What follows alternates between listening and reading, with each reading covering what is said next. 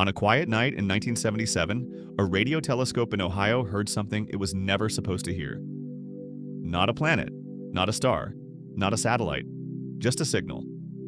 A signal so strong, so clean, and so strangely perfect that when one scientist saw it on paper, he didn't write a technical note. He circled it and wrote a single word. Wow. Nearly 50 years later, we still don't know what sent it.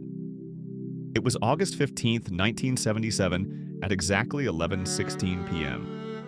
The Big Ear radio telescope, operated by Ohio State University, was quietly scanning the sky, listening to the natural noise of the universe. Then, suddenly, something appeared.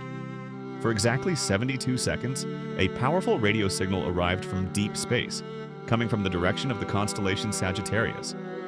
It wasn't random noise, it wasn't chaotic. It was focused, precise, unusual. In astronomy, signals like this don't just happen. A few days later, astronomer Jerry Ehman was reviewing the telescope's data, printed on long sheets filled with numbers and characters. It was routine, until one sequence stood out, 6EQUJ5. It looked like a code, almost like a message, but it wasn't. It was simply how the telescope recorded signal intensity using numbers and letters. And right in the middle, the letter U. That was the peak. A signal nearly 30 times stronger than the background noise of deep space. That's when Ehman circled it and wrote, "Wow." Not as a conclusion, but as a reaction. What made the signal truly strange wasn't just its strength, it was how perfectly it behaved. It appeared at 1,420.4 megahertz, close to the hydrogen line, a frequency long considered a universal marker, since hydrogen is the most abundant element in the universe. Some scientists have suggested that if an advanced civilization ever wanted to be noticed, this would be the place to transmit, not proof. But a very interesting coincidence. The signal was also narrowband, meaning it was focused on a single frequency. Natural cosmic sources usually spread across many frequencies, but narrow signals often suggest something artificial. And then there was its shape. The Big Ear telescope didn't move. It relied on Earth's rotation. As the sky passed overhead, the signal rose, peaked, and faded exactly as a distant object would. That meant it wasn't from Earth. It wasn't a plane. It wasn't a satellite. It came from somewhere out there.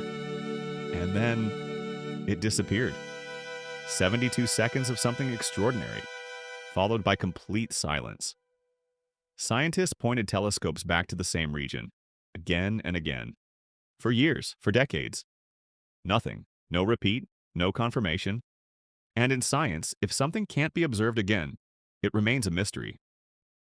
Over time, many explanations were proposed. Some suggested comets surrounded by hydrogen clouds. Others considered human interference, a hidden or reflected signal. But none of these explanations fully fit. And then there's the possibility people can't ignore. What if it wasn't natural at all? What if, for 72 seconds, Earth intercepted something intentional? Not a message, not a conversation, just a brief signal, a beacon, a momentary alignment in a vast galaxy. Maybe it was never meant for us. Maybe it was a one-time event. Or maybe we just weren't listening long enough. Even today, astronomers continue to study the region where the signal came from. Some have identified stars similar to our sun in that direction. But without another signal, there are no answers, only questions. So, what was it? A rare cosmic coincidence? An unknown natural phenomenon? A human-made anomaly? Or something far more extraordinary? We may never know. But in a universe this vast and silent, the idea that something might have spoken, even for just 72 seconds, is enough to leave a mark that lasts for generations. One signal, one moment, one word. Wow.